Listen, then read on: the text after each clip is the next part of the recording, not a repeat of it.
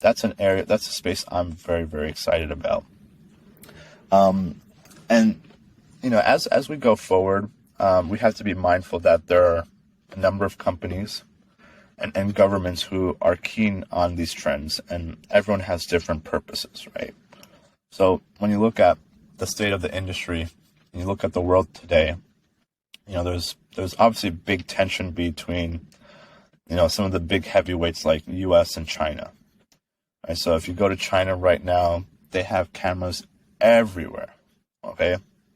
They've been using a lot of the facial recognition technology, a lot of the computer vision technology for various purposes. One good example. Yeah. I saw a video on YouTube basically where even if you like jaywalk, like they could identify your face and they'll put your name up on there and be like shame you publicly, which is crazy. And it's kind of like not Ready Player One, because that's like more of the metaverse stuff, but it's kind of like everyone will know who you are. And I don't know if you've seen like Black Mirror. There's an episode in Black Mirror. Everyone has like their social score. Yeah, absolutely. So like you mentioned, like in China. So if I was jaywalking, meaning like I was crossing the street when it wasn't, essentially my right to do so, before I even finished crossing the street, those AI algorithms and facial recognition technology will have identified me. And before I even finish crossing the street, I'm going to get a fine.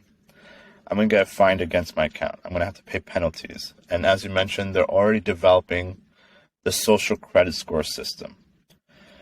And, China's going to be defining their population and almost creating like a caste-like system based on your behavior. That there could be good things, there could be bad things coming out of that. We talk about it quite a bit on Clubhouse and the tech news around the world room.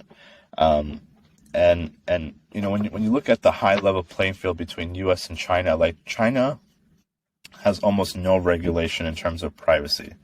They're very, very invasive. It's even gotten to a point where I'm hearing now that if you're in the toilet in some of these public restrooms and you want to get toilet paper, apparently you have to scan your face. If you have a low credit, if you have a low social credit, apparently the toilet won't even be released. So the toilet paper won't even be released. So, yeah. It's pretty crazy.